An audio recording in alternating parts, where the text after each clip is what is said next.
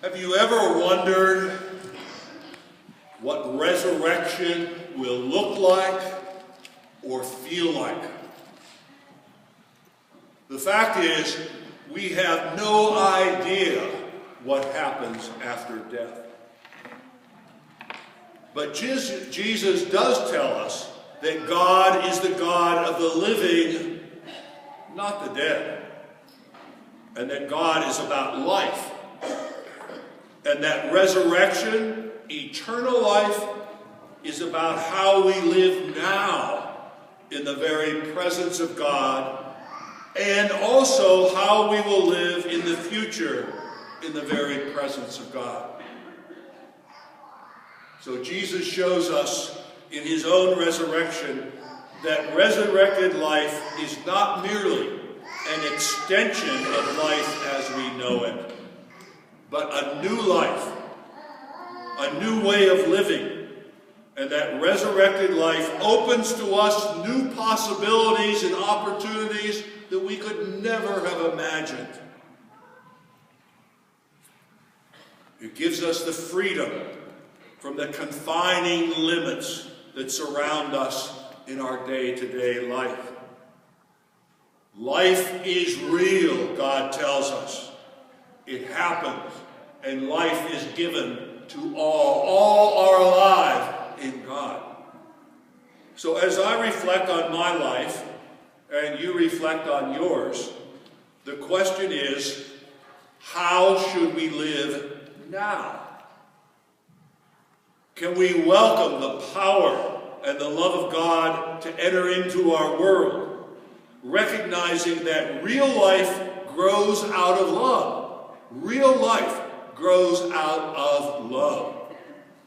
And that it is love that makes a qualitative difference in each of our lives and in the way we live. How often do you hear, when you're dead, and sometimes you only go around once, and then you know what happens? We have a tendency to hold a tight grip on all the quantitative things and aspects of our lives because we don't want to let go. And we hold on to what is here and now, limiting the reality of life to only what we can see and have. Having a world that finds it harder and harder every day to pray with open hands. So we come here today, I hope, with open hands, asking the God of the living, how should we live now? Does the goodness and the presence of God have any influence in our relationships? In our relationship with a stranger?